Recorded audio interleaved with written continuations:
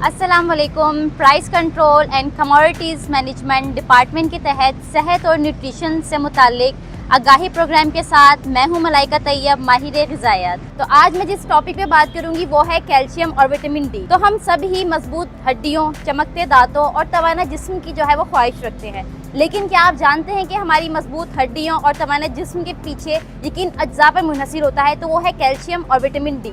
Calcium और vitamin D ना सिर्फ हमारी हड्डियों को मजबूत बनाते हैं बल्कि ये हमारे असाब और पट्ठों को भी मजबूत करते हैं। अक्सर हम ये सोचते हैं कि सूरज की जो रोशनी है वो सिर्फ दिन को रोशन करती है, जबकि हकीकत में ऐसा नहीं है। ये हमारे जिस्म को जो है वो तवानाई भी फराहम करती है।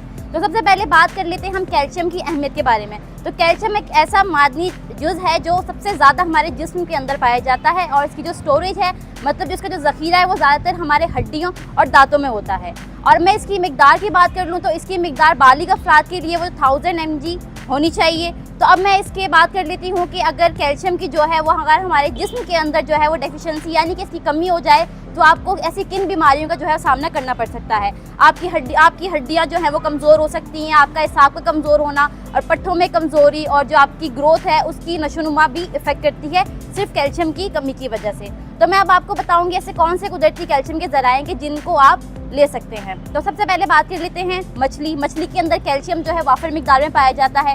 इसके अलावा दूध, दही, पनीर और बीज जैसे कि तिल हो गया, अलसी के बीज हो गए, इन सब में जो कैल्शियम जो है वो वाफर मिकदार में पाया जाता है। तो अब यहाँ बात कर लेते हैं हम विटामिन डी की कि विटामिन डी हमारे इंसानी जिस्म के अंदर उसका क्या किरदार है। तो विटामिन डी को सनशाइन विटामिन डी भी कहा जाता है। क्यों? क्योंकि जब सूरज की जो किरणें हैं वो हमारे जिल्द के ऊपर पड़ती हैं, तो जो हमारे जिल्द के नीचे मौजूद खास खुलिये जो होते हैं वो विटामिन डी बनाते हैं। और इसके बनने का अमल इस तरीके से होता है कि जब सूरज की जो किरणें हैं, शुआएं, वो हमारे जिल्द के ऊपर पड़ती हैं तो हमारे जिस्म में अंदर मौजूद कॉलिकार्सिफेरोल जिसे कहा जाता है वो विटामिन डी को एक्टिव कर देता है। तो अब मैं आपको बताती चलूँ कि हमने कैल्शियम के बारे में तो बात कर ली कि इसकी जो मिकदार है वो आपने कितनी लेनी है। तो अब मैं आपको विटामिन डी के बारे में भी ज़रा बता देती हूँ। जो विटामिन डी की जो आपने मिकदार लेनी है वो 800 IU, ये मैं जो बता रही हूँ बालिग अफराद के लिए है। बाकी हामला ख्वातीन और बच्चों के लिए जो ये मिकदार है ये मुख्तलिफ भी हो सकती है।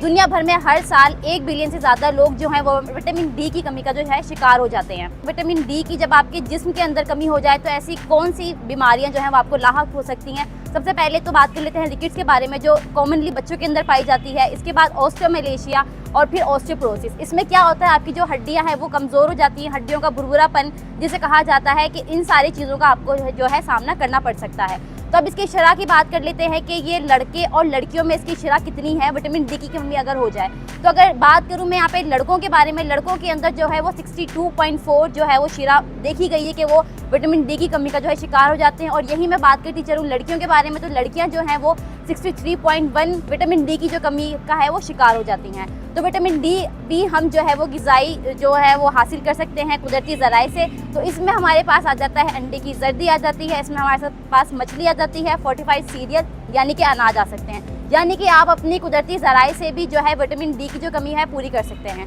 तो अब बात कर लेते हैं सनलाइट के बारे में। सनलाइट भी एक, मैं समझती हूँ कि एक अहम किरदार अदा करता है कि इंसानी ज़िंदगी में जो इसकी किरणें हैं वो आपकी बॉडी के ऊपर जब पड़ती हैं तो ही आपकी जो जिस्म है जो है वो विटामिन डी बनाता है। तो याद रखें, आपने जब भी धूप में बैठना है तो उसके औकात क्या होने चाहिए। आपने सुबह जो है वो 8 बजे से लेकर 10 बजे तक आप वो सूरज की जो है वो रोशनी में बैठें, और 12 बजे से लेकर 3 से 4 बजे तक के धूप में जाने से जो है वो आप गुरेज करें।